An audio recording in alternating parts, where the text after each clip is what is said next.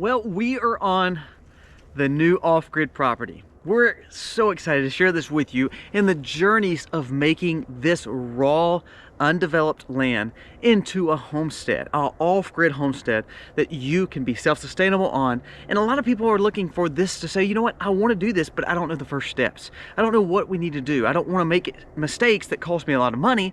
So that's why we're doing this series. We want to start this series to show you exactly what we're doing, what we paid for the land, how we develop it to make it another homestead for us and our family as we try to be even more sustainable with this property. Guys, thank you so much for watching. We are excited to share this journey with you. Let's jump into it. Today's video starts right now.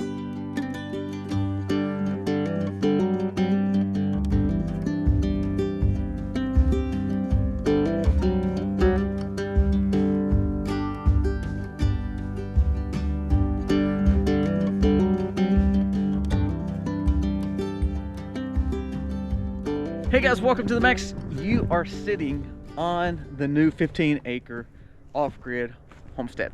Now, this is raw as raw can be. It's an old pine thicket. There's no inhabitants here other than animals. You can see we kind of cleared out a little bit, doing a little brush work to put a line in.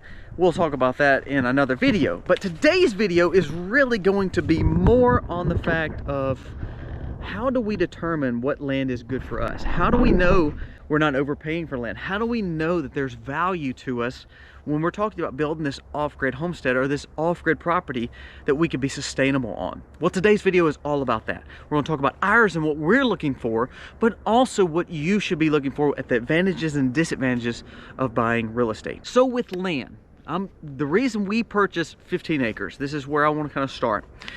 You can buy land and start an off-grid sustainable living compound from 1 acre or less to hundreds of acres. The thing that you have to pay attention to is, okay, the smaller tract of land that I purchase will cost me more per acre than the larger amounts of land that cost me less per acre. However, I have to have more money because it's a bigger property with a bigger price tag. So sometimes it's better to fall in the middle. Very common sizes of home sites and off-grid locations and sustainable farms that are based on taking care of your family, not conventional farms, not taking care of everybody in the community, but taking care of yourself. You see are 1, 5, 10, 15 acre farms, 10, 15 acre parcels. That's plenty enough to do everything you need them to do. Now at our home, we have about a 40 acre homestead back that you see us film at all the time. Some of that's got a lake on it, some of it's got some more timber on it, but pretty much we homestead about 25 to 30 acres of that property. And it gives us everything that we need. We don't need any more land unless we just choose to grow an operation like a bigger cattle operation or so forth. But remember, that's not my plan. My plan is to take care of my family. So why did we buy this 15 acres? Let's talk about the advantages of buying sizes of tract of land, what our goals are for that land, and what should we be looking for on that property that's either there or infrastructure where we can turn around and build it. So first question to ask yourself, what size land do I need? What can I afford? So what we did is we paid half the value of the land down, and then we're paying half over the next 6 months. Now that's a heavy price tag. I don't mind telling you, I paid $5,000 an acre. Actually, it's around $4,400 and some odd dollars. And then there was one piece that has the frontage, the easement to the road that costs a little bit more. But average out, it's about $5,000 an acre. Now that sounds like a lot, but here's what you got to decide. When people say, I can't save up that much. Well, it took us years to save to start looking for another property. Years. So you have to build a patience first and foremost. Secondly, when you start looking for the property, don't get so excited on the first one you see. Start looking at what the property can offer you, what the property needs, and how much money that's going to cost. So here's a few things to think about. If you're buying raw pasture land, meaning it's got fencing up, it's had cattle on it, it's cleared off, and there's no trees, you're going to pay a hefty price for it. Around here, you're doubling that price. You're probably going to be around $10,000 an acre because it's ready to do just about whatever you want on it. The cheapest option for land is what they call a cutover. That means this pine has been harvested and it's just left with old junky timber laying on the ground. Log trucks have been running all over it, so it has no value to the land. There's nothing planted on it, but there's a ton of stumps that's got to be cleaned up. However, if you're buying cut over land, you can have a better value, and you can be patient, take your time working on it, and it will allow you to buy land for a little bit cheaper price, because for that person who just cut the timber, they don't want to replant it, so they've made all the money off of it, and they want to sell you the cut over. There's nothing wrong with that. It'd be understandable that you're paying less for the land, but you may have to involve more money in it over time to get the stumps ground, get more dozers in there to smooth out spots that need to be smoothed out, but it can be a work in progress and can save money. So we talked about what you're looking at in value. Do you have timber on the land? Now let's talk about what the land brings in value. Depending on what state you live in, I mean, that can really set precedent.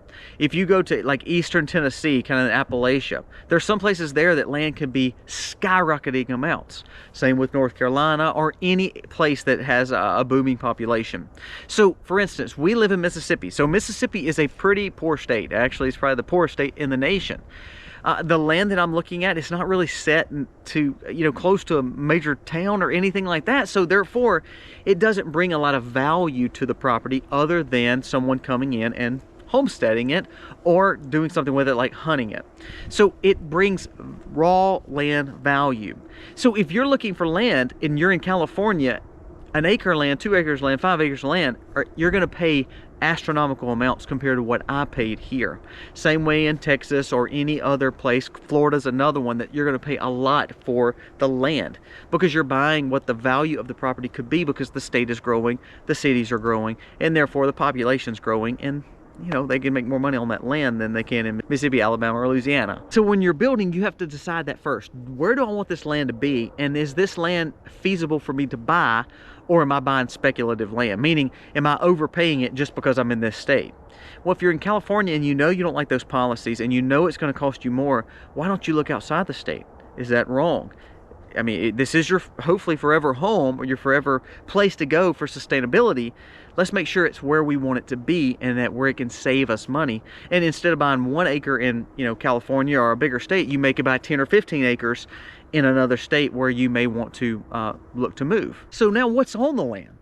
If you buy the cutover land, there's no value to it other than the land that you're purchasing itself. If you buy this kind of land where it has timber, is it hardwood timber? Well, hardwood timber is worth a lot. However, if you cut it, yes, it will pay for some of the fixes on the land, but you'll never have those hardwoods come back. This land is pine mostly. It has a few hardwoods on there, and we would leave, but eventually we're going to clear out some of this pine. Now, the benefit of clearing out this pine is because, remember, it doesn't cost me to clear this pine out, because a logger will come in, scale it, and say, you know what, we'll split the profits on it. You make a piece, I make a piece, and basically it doesn't cost you anything to get this timber out of here. Now, you'll have debris, you'll have messes to clean up, but the whole purpose is you're able to basically cut this timber for $0, because you're gonna, say you make on this 15 acres, say you make $12,000 to $15,000 once you cut the property. What's going to take that much to fix it and clean it up, to get a place ready, to smooth out the grounds, to get it replanted, or either to get the stumps out of the way? It's going to take you a little bit of that money to do that. So it's kind of like a wash. You're making money to buy the land. It has value on it because it has timber. However, if eventually you're going to cut a big portion of it, use a logger to where then you can start at least recouping some of that money to either pay your note or to make the spot for your homestead, to start clearing out ground for it. The timber will help pay for that. Now, optimally, if you're buying like pasture land where it's completely raw, it's beautiful land, and it just is like open fields, that's phenomenal. You're going to overpay for it most likely because all the work's been done. However, it kind of gives you a blank place to start the process of building your own homestead without having to go through the patience of taking raw land and making it usable.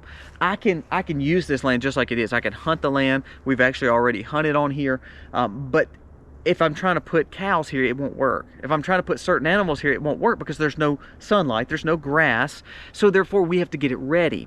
So the next point is, when you're purchasing land, what is your main goal? Are you looking at for hunting land and off-grid only? Are you looking at it for pasture land to be able to have some animals on? Are you looking for it to just simply grow gardens? Well, again, I can't grow gardens because there's trees everywhere. So then we have to go back to that plan of using the logger, taking the time, getting it ready, especially in certain areas. Also, do you have buffer zones? You have to worry about your neighbors too. Is there a way where you can cut timber, but you're not having to cut so much timber where you can have kind of some privacy there? Is there infrastructure on this property? When you're purchasing, did you see any easements? Is there a gas easement, water easement, electrical easement? Those are some big deals. Now, on my other property at my home, there was one already there that I couldn't get around. I bought the property, and of course, it's just right there on the edge of the property. But on this land, that was one thing when we purchased, I said, I don't want any easement. I don't want anyone on my property that shouldn't be there just because the government tells them they can be there. I didn't want an easement, so I looked for a land that did not have easement. I would rather find land that was more raw, that was going to take a little bit more work, to not have to worry about a pipeline, an energy company, or a water company coming on my property without permission. So now we've talked about value of land, we've talked about what you need to be looking for in your land, such as timber, pasture, or cutover, depending on what you can afford. And then also, is there infrastructure already there? So is there a cabin already there? Is there a site already there for a home site or a tiny home? Do you have a lake on that property? Do you have a pond on that property? Do you have a creek on that property? Is it already got a well? Is it where it's low enough? Like for instance, we're standing by a very low spot. I'll show you this spot right here. So if we walk just a few foot, you see this lowness right there? It's already got water pulling up. Now that was part of an old creek basin.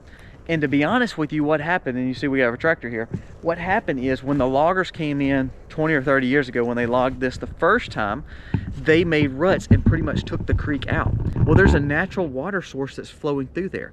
Our goal is, because we have a natural water source going through there, it looks like a spring-fed little, kind of like a ditch creek, I'm gonna basically cut this out a little bit more and make a pond here. I have access for my animals, I have access for us. It allows us to catch water that's naturally coming to this part of the earth. I don't want to change the earth because the earth is already putting it here. I just want to dig a bigger hole for that water to naturally go there. And now I've got a pond that I really didn't have to do a lot of work to. I didn't have to wait for it to fill up. It's got natural water going to it. I just need to make it where it holds it a little bit better, and also clean out a little bit more to where then I can utilize it better. We've talked a lot about the land. 15 acres, I wanted to develop a new homestead. How I did that, I saved up over about 18 months of just stockpiling money. So it comes down to budgeting. If you want to buy your land, you have to make sacrifices way before you buy the land. You have to get on a budget. You cannot eat out all the time. You cannot buy the new vehicles, the new side-by-sides, or the new tractors, or the whatever your vice is. You have to learn to get on a budget. So I had land in mind to purchase, but it didn't come to fruition for 18 months or 2 years later because I was saving the money up. If you cannot afford to pay a down payment, then you cannot afford the monthly note. Now, please don't take offense to that. We have to get out of this mentality that, we can buy now, pay later always. We need to develop habits of saving money and budgeting money, so then therefore we're ready to purchase. So this land was, again, $5,000 an acre. I turned around and paid $30-something thousand down. Took me a long time to raise that up, and it was one of those things where I had to really decide, I'm releasing a lot of cash for this property. And then I said, you know what, not only am I doing that, I want to get this land off of me free and clear, because I don't want the bank or any kind of financial institution having rights on my property. Because remember, even though I own it, if I owe on it, I really don't own it. So therefore, I want to get it off of me as quick as possible. So therefore, I said, I want to pay it off in 6 months. If I cannot pay it off in 6 months, we're going to wait and hold off. So me and Misty got to the budget, cranked it down, figured out how we can cut more and more spending. We don't have car notes because we don't believe in car notes. We don't have credit card debt. We don't have any of those things. We don't have student loans. We're trying to be as frugal as possible, because now we have an asset that we're working towards, and that is getting this off of us. For 6 months, we're going to hammer it down. We're going to tighten the budget even more and try to be completely debt-free on this property within 6 months. Because if it's free and clear, then I could do what I want to it, and the last thing I gotta worry about is a bank looking over my shoulder for a monthly note. So what does that mean for you? That means if you're looking to buy an acre of land and it costs $10,000 an acre, $15,000 an acre because it's a smaller piece, if you can't pay it in full, we understand that. I know debt is not a good thing, but debt can be used if it's done correctly. Please don't take that out of context. If you can then pay half of it down, or 30 or 40% down, and pay it off within a very quick amount of time, you're good to go. If you can buy 100 acres, great, but you better have a big nest egg, or you better have a big chunk of money. Home, homestead, land, all those things are great to have. They're assets, but guess what? They can also be a liability. They can also be the worst stress that you've ever seen because you can't afford maybe what you're purchasing. So be wise, make sure you're making common sense approaches. If you think you can afford a 30 or 40 acre parcel, maybe look at a 10 or 15 acre and then work up to that. Maybe look at ways that you can say, you know what, I'm gonna work towards those, so that way if I find a 30 acre one, and even though I was saving for a 40 acre one, hey, the 30 acre came up, it's gonna do everything we need to do and we can save more money.